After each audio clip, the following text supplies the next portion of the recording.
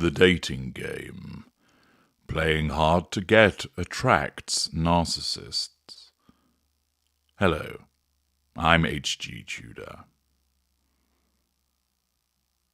There are thousands of books and podcasts that have been created telling you how to find the man or woman of your dreams, how to meet with success in the dating game, how to attract people to you so that you find love.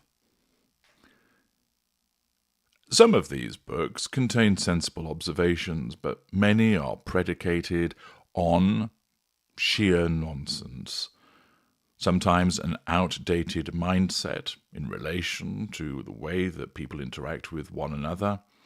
In other instances, they often contain the narcissistic mindset, although people don't realize this, with regard to how people are pursued. I am working on creating a book which helps people navigate their way through the dating game so as to ensure that they aren't ensnared by narcissists. It's just more than looking out for the red flags, but it's a book that contains the practical alongside the theoretical with regard to how you can avoid being ensnared by the predators that operate within this area and ultimately find yourself with someone that will provide you with a genuine, meaningful, long-lasting relationship. One aspect of the dating game, which is commonly advocated by certain individuals, is the concept of playing hard to get. The idea of ensuring that you don't show that you're too enthusiastic or that you show really any enthusiasm in relation to the date that you have been involved with. The typical scenario would go something like this. You've arranged a date. It might be that it's something that's been fixed up by friends or is more common these days, utilizing online dating, albeit I repeatedly explain to people they ought not to. If you want to know why, watch my video why you should not use online dating. But you've had a date and it went well. Thereafter, the suggestion is that rather than appear keen to have a second date, that what you ought to do is to back off a little, to remain silent when that person perhaps follows up, in order to engage their interest. By making yourself somewhat unobtainable, the idea is that the other person will be motivated to a greater extent to want to pursue you because you're proving hard to get. You're proving slightly out of reach. This concept is usually utilized and suggested in relation to how a woman should respond when dating a man, that she should fall silent, not respond to his telephone calls or text messages, so that it conveys an air of mystery, that it makes her seem like she is a challenge, that the man prefers to have that challenge, so that he will work harder to then try and establish a second date and thereafter a relationship with this individual. That the man is biologically programmed to want to have this challenge in relation to the person that he pursues. That for women, if you respond too soon and too enthusiastically, the man will see you as essentially far too interested, far too early, with the consequence that he will actually lose interest in you. I have seen various publications advocate this approach to dating, that you should play hard to get. It's not only the case that it's advocated in the male pursuing a female dynamic, but I've also seen it in relation to suggesting to men that they do that also.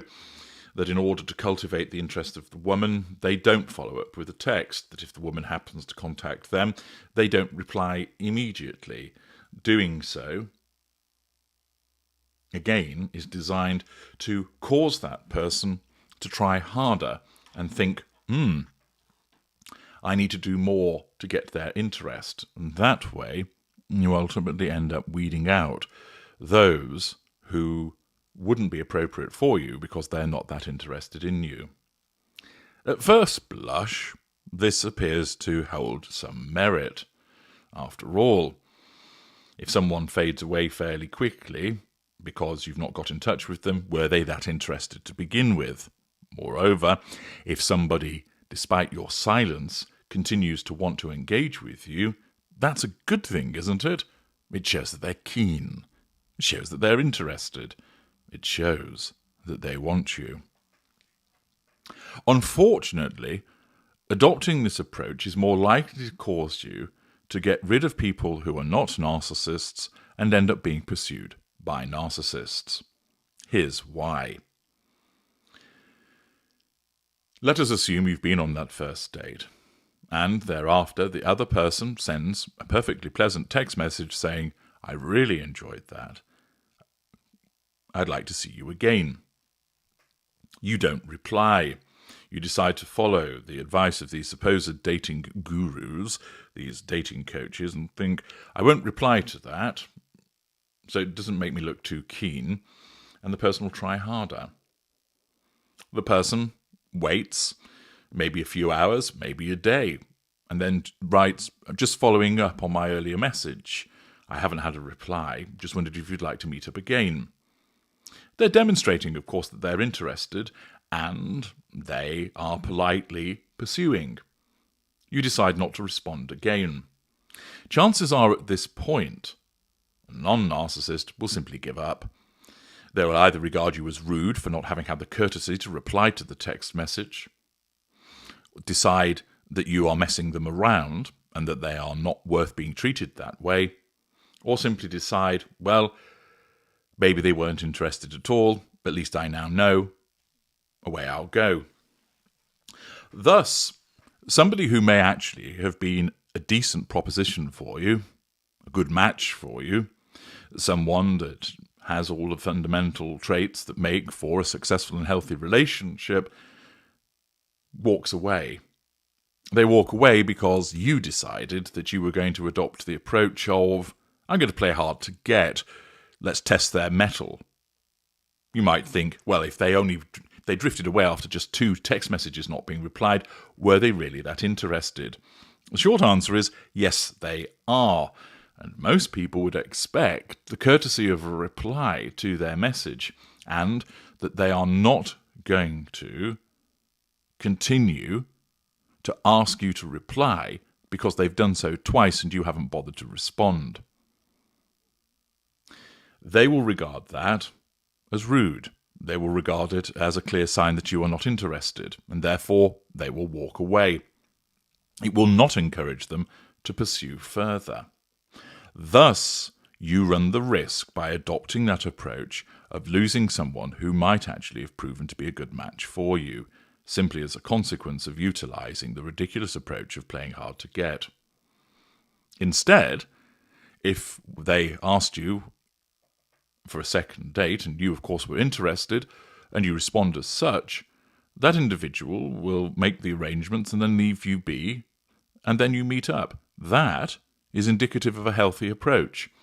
The individual is recognizing boundaries. They're not pestering you repeatedly with messages. They have other things going on in their life. Therefore, you, as a recent addition into their life, won't rank as high. Most people will have various commitments in their life. For instance, they'll have a job, they'll have a home to run, they'll have hobbies that they're interested in, they'll have friends, they'll have family. They might, dependent on age and circumstance, have children also. Thus, when you come along, you may well rank sort of 7th or 8th in their priorities, which means that they will, of course, reply to your message, but then they've got other things to attend to. Thus, they're not pinging texts to you repeatedly throughout the course of the day because 1, they recognise boundaries, 2, they don't operate with a sense of entitlement, 3, they're accountable for their behaviour, and 4, they actually have other things in their lives that are more important than you. Therefore, they're focused on those things rather than keep messaging and ringing you. That is a healthy indicator. Thus, thereafter, you go on that third date. And there's been a couple of text messages in between, first of all, to sort out the arrangements, and then just to confirm on the day that you'll meet up. All of that is entirely commensurate with the stage at which the relationship is. But so many dating coaches would suggest to you that a paucity of text messages means that the other person isn't interested. Not so. Proceeding in this fashion demonstrates an individual that is focused on other factors in their life, as they should well be, and that they recognise boundaries. They're not in a rush to draw that person in. Too many people have been coached these days to think that a failure of the other person to respond time and time and time again, i.e. they're not burying you under text messages, demonstrates they're simply not interested in you. No. If you send a message and they reply, that's fair enough. They may send one message further with regard to the arrangements, but there's no need for them to keep bombarding you with texts, unless, of course, there is an ulterior motive. Thus, the suggestion that you should play hard to get not only demonstrates lack of courtesy, but is likely to lead to you missing out on an individual that will be interested in you, but will walk away as a failure of your response. But there is a particular person that is likely to respond, that is likely then to cause you to think, oh, they are really interested in me. This playing hard to get has worked. I've got their attention. It's certainly the case that the individual will be interested in you, but in actual fact, you'll come to learn that you'll wish that they never had. Because the likelihood is you are more likely to attract a narcissist this way.